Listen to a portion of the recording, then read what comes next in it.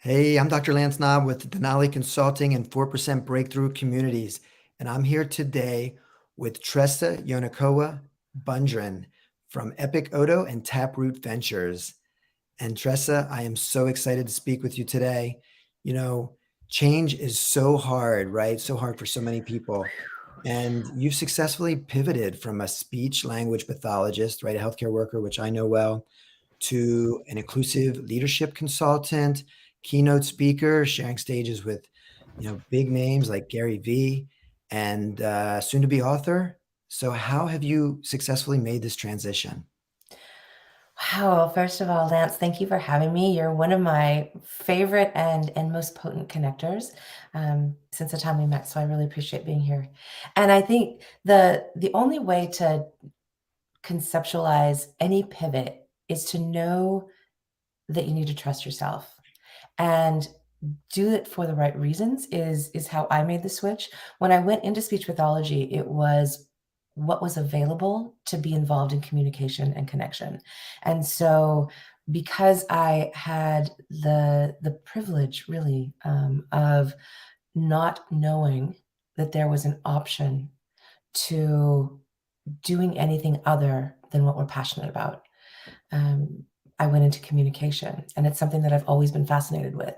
When I was able to understand that I could pivot away from the safety and the conformity of having the letters behind my name and having the security of licensing and all of those things, and could do bigger, more interesting to me things in the world that filled me with wonder and awe, that's where I went. But it wasn't just a, "Hey, I'm gonna pivot, and next week I'm gonna do this thing." It was very gradual for me.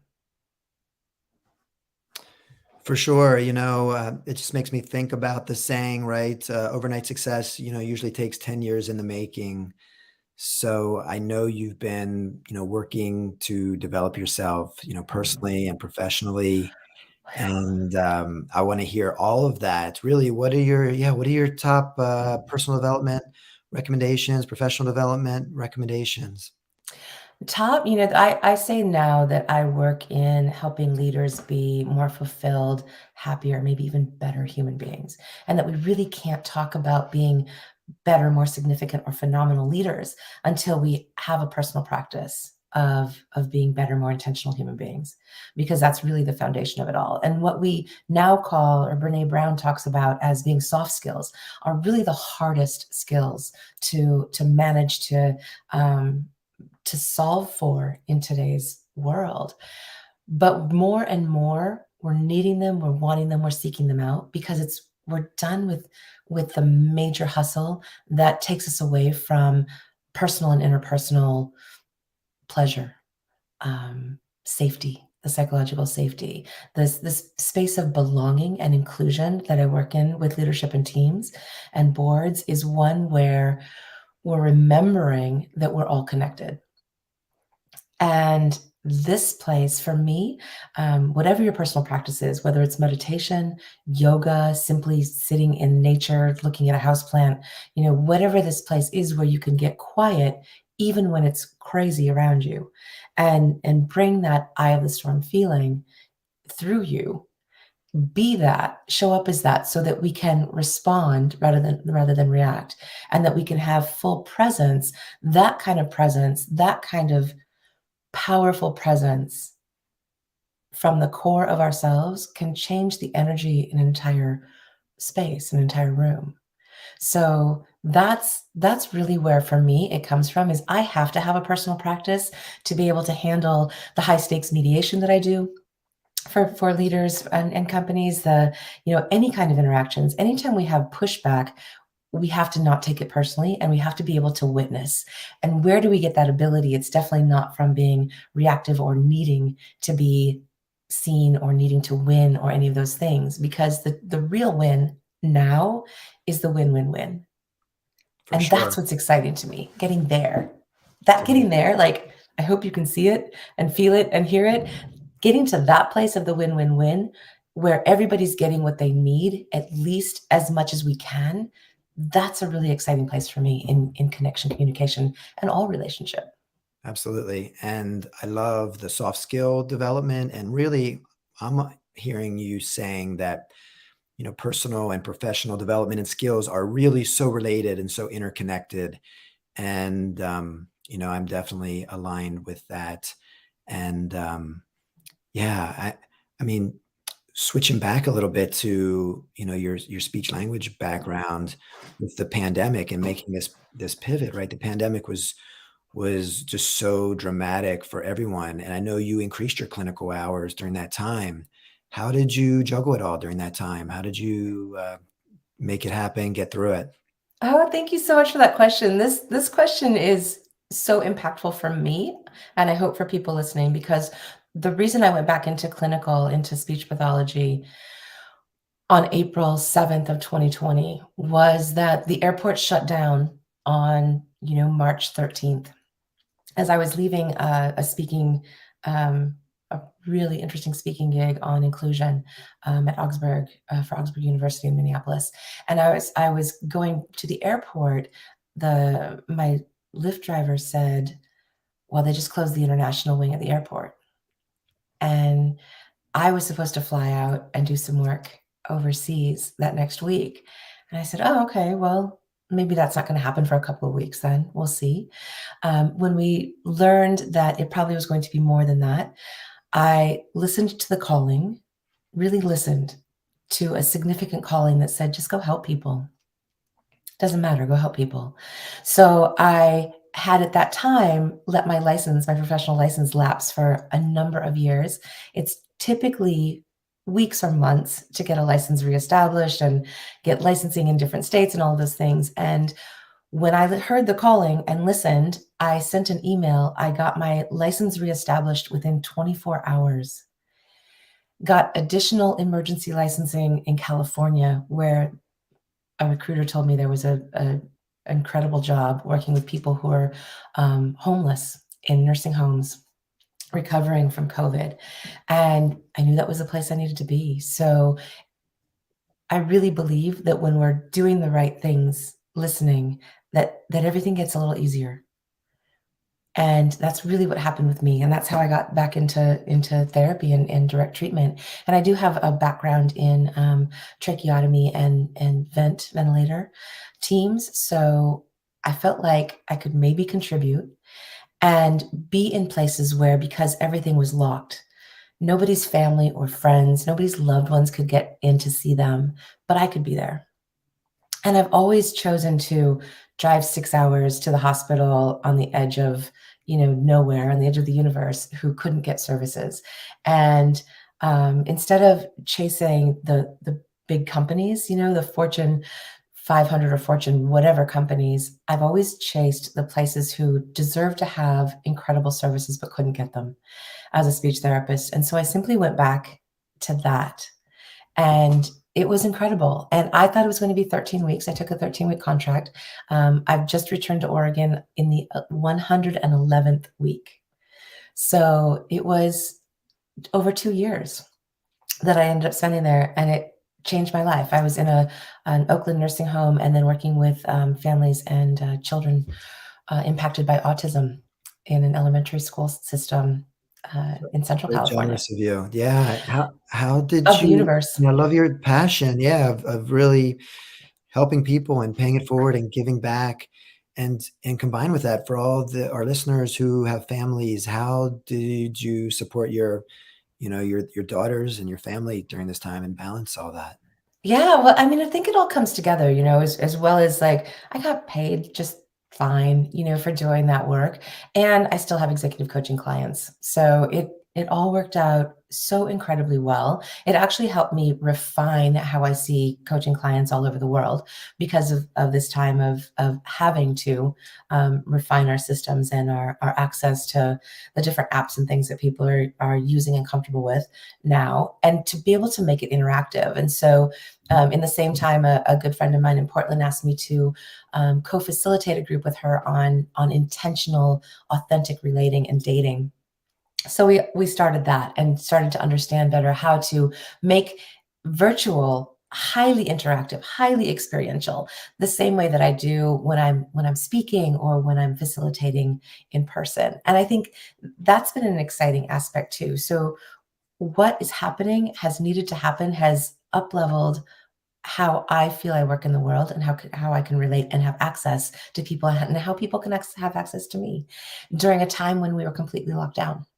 And the excitement of, being in Oakland or San Francisco when there's nobody on the streets, or being, in Oakland when we had a curfew and I couldn't get home because the buses had stopped, and all of those things that you need to navigate, and really be centered, keep your calm. In the same way that we need to in our work environments when things are blowing up, when we're working with diversity, equity, inclusion, belonging, all of those things. When we can be present, the answers come. For sure. Well, you lead me right into my next question, was asking about your most powerful, core messages when you are doing keynote speaking and some of your leadership consulting. You've kind of started to touch on it a little bit, but can you highlight some of the main messages you really like to share with people? Yeah, my message is because cognitively, and my background, of course, with speech pathology, especially, and just my passion in neuroscience. So I specialize in the neurocognitive application of communication to leadership. So all of those big words to say that our brains function better. We'd like to solve problems. And so my statement, or my positing theory, is usually in the form of a question, which is some form of, what can we do, and how can we change the world in better, more significant ways if we can be present and in connection with more compassion and less fear. I love it. I love it. That's great. And Tressa, I just want to share with everyone. I mean, I'm honored to have gotten to know you, I guess almost a year and a half ago, at the Guardians conference in San Juan, Puerto Rico, which brought some really special people together. And we're going to give lots of shout outs right now. I mean, firstly to Thaddeus and to Hannah, who's helping us today behind the scenes. And, Jeremy Wilson, who I know has helped you, and Carson. But, we met there, and then we got to spend some more quality time together at the real estate retreat in beautiful Oregon. That was my first time in Oregon. Oh, wow. So it's been, and getting to know you really intimately, and your, personal passions and business passions in the mastermind was also a major honor and a lot of fun. Your mastermind was incredible. I highly encourage anybody, especially people who are at a place of beginning and wanting to make a pivot and not really sure how to put that structure in place or what to do when. Your mastermind was incredible for that. So thank you for that. And I've really enjoyed getting to know you. I highly recommend you and what you're doing in the world, that and the consulting work that you do with other clinics trying to do the same thing that you've done, which is to expand and have more presence and help more people in the world. So thank you for that work you do, both in healing and in helping people in business.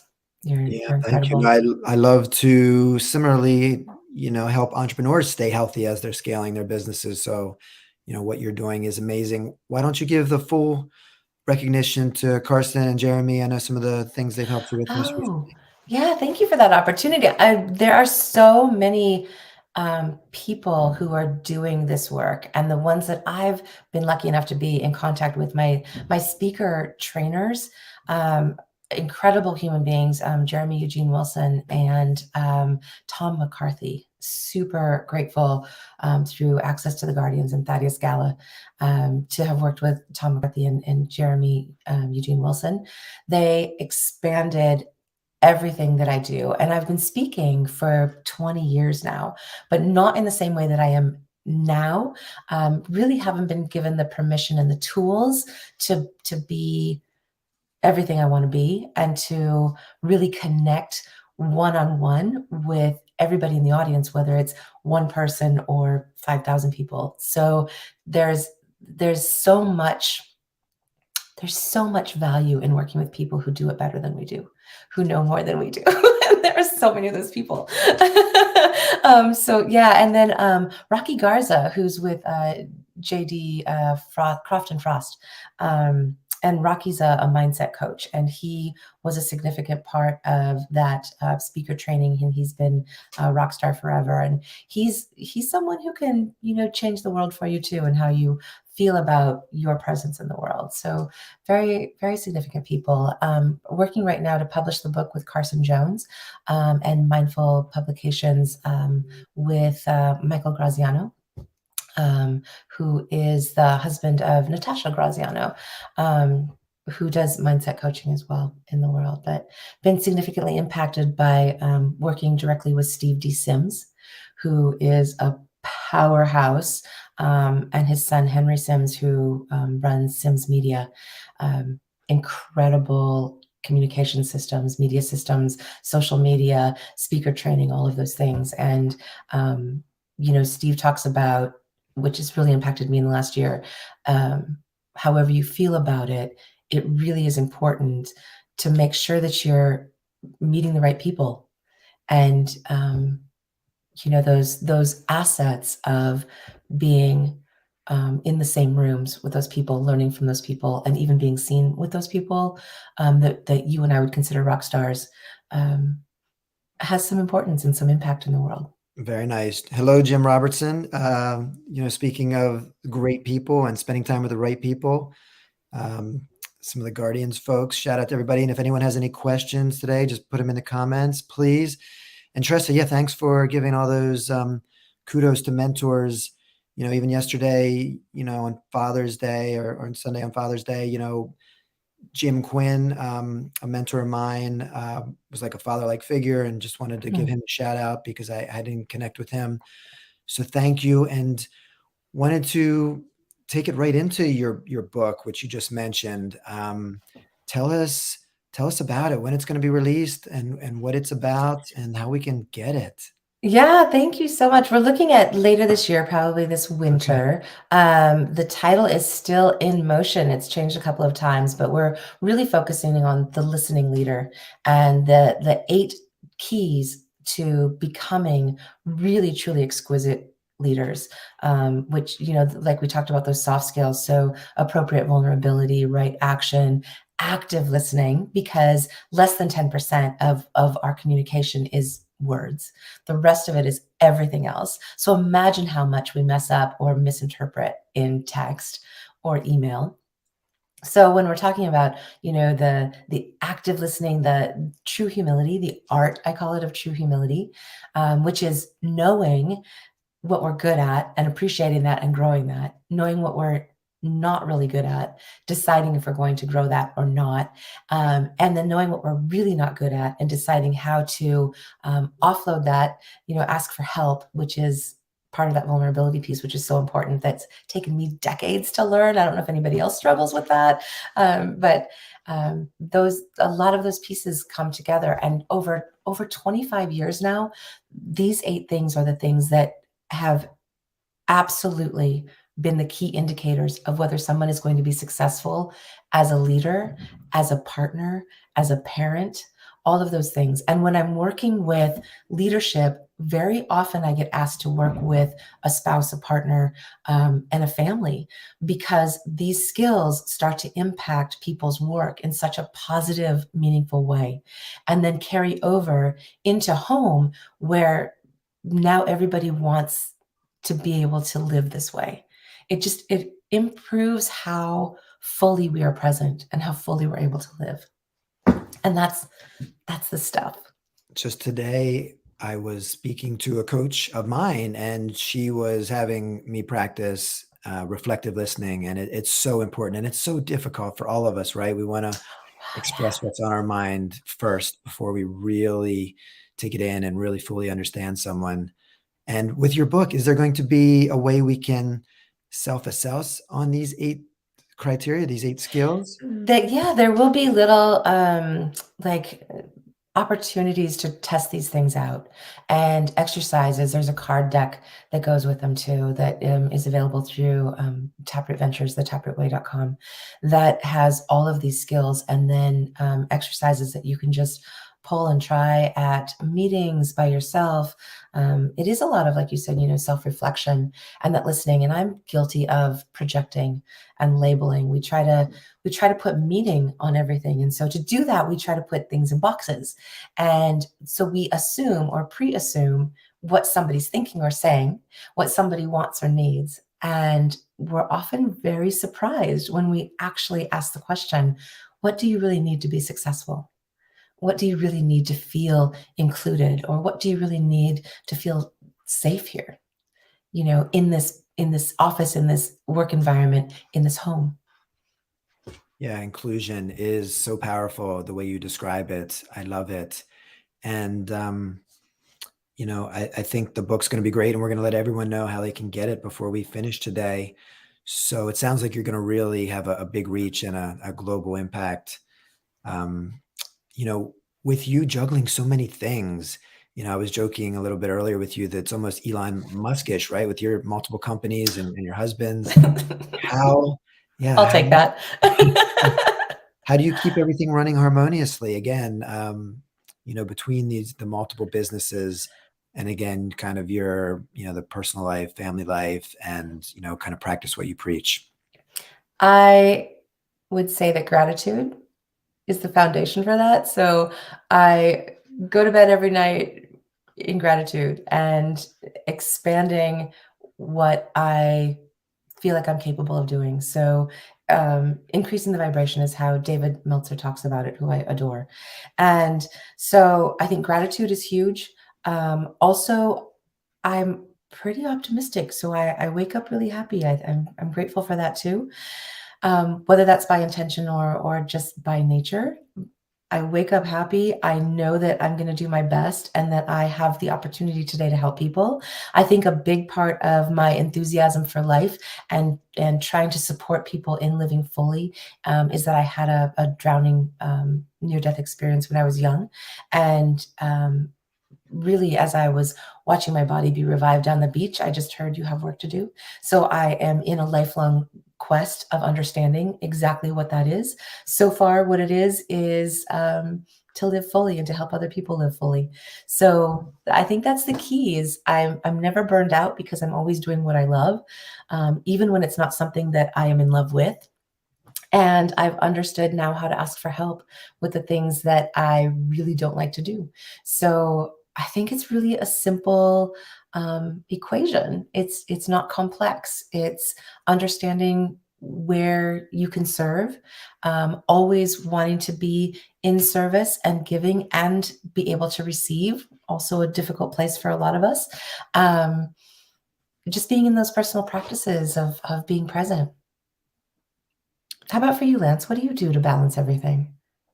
Wow. Yeah, it's certainly not easy. And similar to you, right? I try to have a personal practice every day to, kind of train my brain and get my mind right and do some, meditation, journaling, exercise.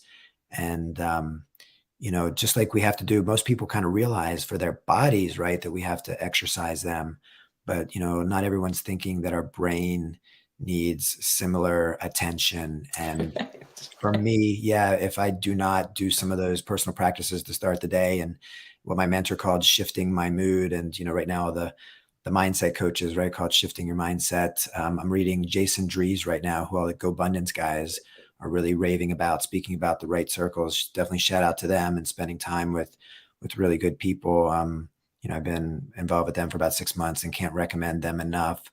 So yeah, really, obviously as a physical therapist, personal trainer, the exercise part, is easier for me, but studying more, meditation and mindfulness and, deep breathing and just, making time for that is, are just a few of the top of mind things that I do.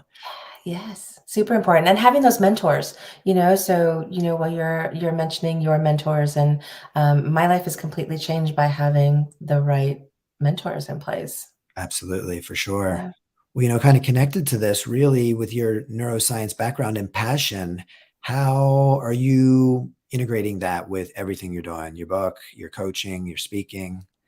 And I think it can't help but be interwoven. And may the core integrity of all of us be woven into everything we do. One thing that I do a lot is to ask, what do I do here in the highest good of all involved? That typically brings back an immediate answer, although not always the easiest answer. So if I want to live in integrity and show up this way in everything I'm doing, through the book, through everything else, then I need to also ask for that from other people. And how we do that is dependent on how significant we feel that we are, and our worth, and our love for self and each other. So when I am not showing up, I know it. It doesn't feel good. I'm out of integrity. I'm not getting things turned in on time. I'm not, paying attention to things. Am I doing that because I am trying to do too much, or because I'm not honoring my time in ways that help me get things done? Because I can be a slacker, absolutely. And slacking is not necessarily taking time away, because I think that's necessary to pull our brains out of work. Although I love work so much that I never really need holidays. Like, you'll never find me like just laying out in the sun with a fruity cocktail drink. I always want to be actively engaged in something. So I don't really ever get tired, other than when my day's done, I'm out. Um, and I think that's a gift of putting everything we have into every day. Like, do it all, do it big, do it well, do it in integrity, and have no regrets. Yeah, for sure. Hey, Kathy Shaw and everyone. And if anyone has any questions, post it in the comments. We'll definitely make time. And Tressa, really, one of the things that's, resonating with me is the fact that what you just said, you love what you're doing so much. And so many people out there do not love their jobs, right? And this, or the work they're doing in their professional careers. And I feel like you're a total inspiration and a pioneer to pursue exactly what you love. And for me, I'm blessed similarly that, I fell in love with helping leaders, and I've been able to, move into coaching and consulting and helping entrepreneurs and leaders with most of my time. And it's just so much fun. And I'm just so energized, and similar to you, right? It's not really work. It's what I love. So hopefully, other people out there can move away from anything they don't love and follow the path. So if anyone has any questions on sort of step one, put it in the comments for sure. So yeah, Tressa is, The, go ahead.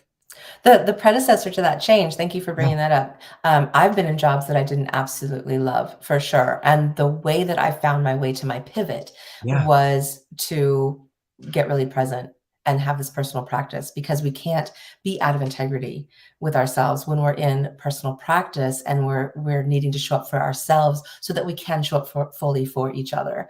And that started for me when I adopted my daughters from the Health and Human Services system, and they were 7 and 9 at the time. And so they weren't too young. They would remember and know all of my mistakes. So I went to yoga teacher training. I started understanding meditation. I had Dean Slater was a magnificent meditation teacher, and my yoga teacher, Teresa Murphy, on the East Coast. I learned so much about presence and why we want to be present. And we do so much projecting out to try to get what we think we need to be accepted and loved and lovable. And that's not where it's at. It's not in anything we can buy, except maybe time with our mentors, but really, this practice of engaging ourselves first, understanding that most of us have a self-worth wound. Right. Even people that I've worked with that you and I would consider very well known, very famous, very successful, even people who we think have it all, typically will say, and I don't really know what I'm doing, or, and what's the value of this? And yes, I have everything, but why don't I feel happy? So this place of being able to get inside, to work with the whether you want to call it wounds, or just the barriers or blocks or whatever, realizing that we're the ones holding those blocks, and understanding that we can also figure out the way through those blocks, or how to let go of them.